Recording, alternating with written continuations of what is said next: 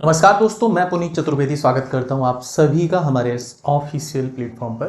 तो आज हम लोग यहां पे बात करने वाले हैं आप सभी लोगों से, जो मध्य प्रदेश लोक सेवा आयोग का नवीन सिलेबस आया हुआ है, नवीन पाठ्यक्रम है। उस पाठ्यक्रम में पांचवें पेपर के अंतर्गत क्या कुछ परिवर्तन किए गए हैं। तो सबसे पहले तो हम यहाँ पे बात कर लेते हैं जो नवीन सिलेबस है ना, जो नवीन पाठ्यक्रम है पांचवें पेपर का, उसमें क्या क्या दिया गया है और उसके अलावा हमें क्या पढ़ना है। फिर इसके बाद में हम देख लेंगे पुराने सिलेबस में क्या दिया गया था। ठीक है, तो चलिए देखते हैं। यहां पर सबसे पहले पंचम प्रश्न पत्र पहले भी आपका 200 नंबर का हुआ करता था, आज भी ये पंचम प्रश्न पत्र आपका 200 नंबर का ही होगा, 200 मार्क्स का होगा।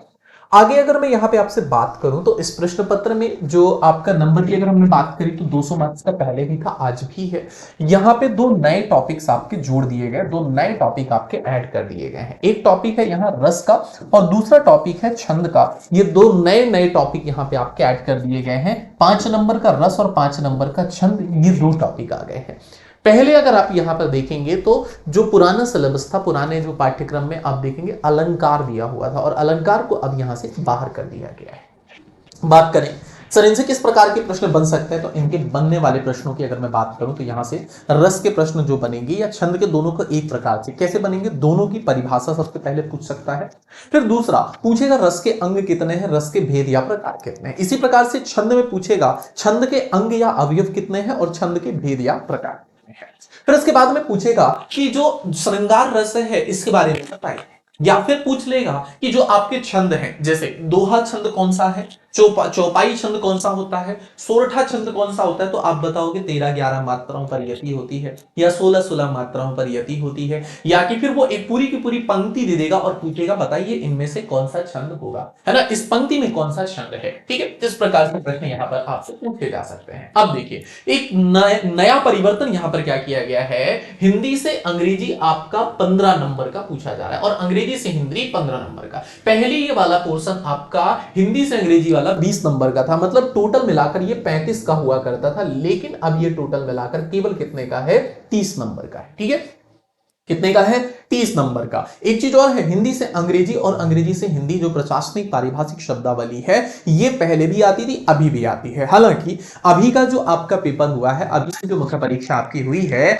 उसमें केवल 2 प्रशासनिक पारिभाषिक शब्दावली पूछी गई है। आपने देखा है कैसे, एक तो वो पूछा गया आपका कि एक्टिंग का हिंदी क्या होगा, है ना, कार्यवाहक वाला, और एक और कुछ पूछा गया है यहाँ पे आपका वंशानुगत या इससे रिलेटेड है, कुछ एक शब्द पर्टिकुलर याद नहीं है, पर 2 ही शब्द यहाँ पे प्रशासनिक पूछे गए थे। ठीक है, तो ये आपका नवीन सिलेबस में है। और यहां पे अगर मैं आपसे बात करूं तो संधि एवं समास पहले भी था और अभी भी है, संधि और समास। ठीक है, संधि और समास का टॉपिक हमारा पहले भी था, आज भी ये टॉपिक जुड़ा हुआ है।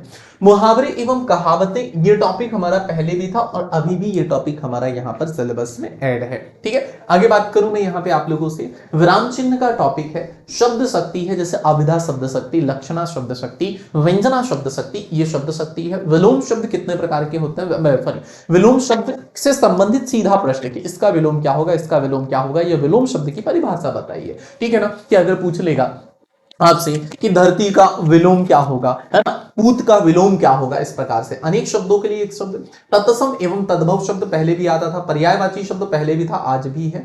शब्द युग में है वर्तनी शोधन, शुद्ध वर्तनी, है ना, कि इनमें से कौन सी वर्तनी शुद्ध होगी। फिर वाक्य संरचना एवं प्रकार, शब्दार्थ, शब्दों के अर्थ पूछे जाएंगे। पल्लवन, अब एक चीज देखिएगा यहाँ पे केवल पल्लवन दिया हुआ है, जबकि पहले संक्षेपण भी था। ठीक है, अब नया एक टॉपिक आपका जुड़ा है, बोलियां, मालवी, निमाड़ी, बघेली और बुंदेली। ठीक है, तो ये एक और नया टॉपिक यहां पे जुड़ गया। जिस प्रकार से रस और छंद नया टॉपिक है, ठीक उसी प्रकार से यहां पे एक और नया टॉपिक जुड़ता है जो कि है बोलियां। अब जैसे मध्य प्रदेश में सबसे ज्यादा बोली जाने वाली बोली की अगर मैं बात करूं तो बुंदेली बोली है, जो कि मध्य प्रदेश में सबसे ज्यादा बोली जाती है। अब बोलियां आ जाएगा, जैसे लिख देगा मालवी बोली। अब मालवी बोली के बारे में आपको 3 पॉइंट लिखने पड़ेंगे। तो मालवी बोली इस क्षेत्र में बोली जाती है, इन जिलों में बोली जाती है। ठीक है, इस प्रकार से आप मालवी बोली के बारे में, बुंदेली के बारे में, बघेली के बारे में बताएंगे। तो ये सब कुछ मैं आपको पढ़ाऊंगा। पहले बोलियों वाला टॉपिक आपको नहीं पढ़ाता था क्योंकि आपके सिलेबस में नहीं था।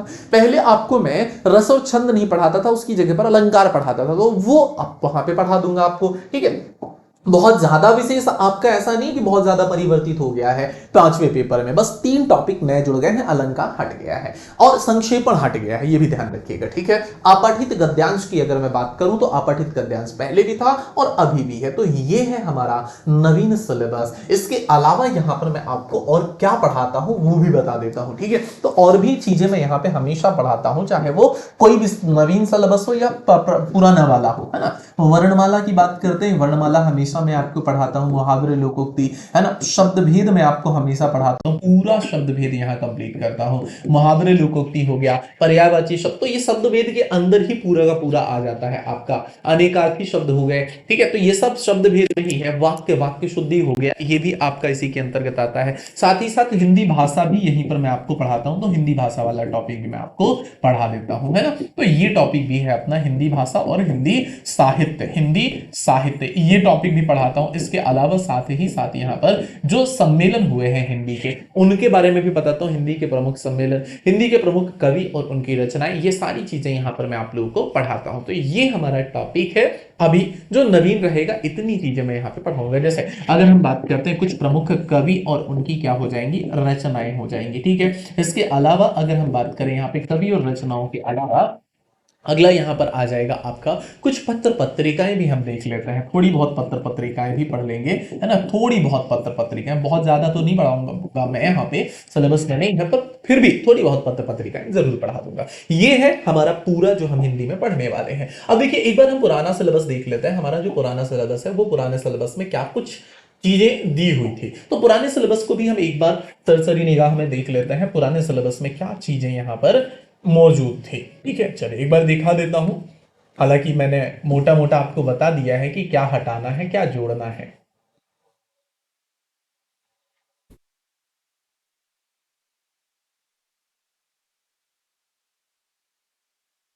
ये वन सेवा वाला आ गया है, खैर इसको छोड़िए, है ना। मैंने आपको नए वाले में बता दिया है, बस क्या हुआ है यहाँ पे परिवर्तन, वो परिवर्तन अगर आपको याद हो तो इतना ज्यादा कुछ भी देखने की इसमें और जरूरत नहीं है, ठीक है। अलंकार वाले टॉपिक को इन्होंने अलग कर दिया है, फिर उसके बाद में संक्षेपण वाले टॉपिक को अलग कर दिया है। हाँ, एक और टॉपिक यहाँ पे पढ़ाऊंगा, वो टॉपिक ऐसे ही है। कुछ टॉपिक्स यहाँ पे लिखने भूल अगर जाते हैं तो पढ़ाने का तो मेरा काम है कि मैं वो भी पढ़ाता हूँ, है ना।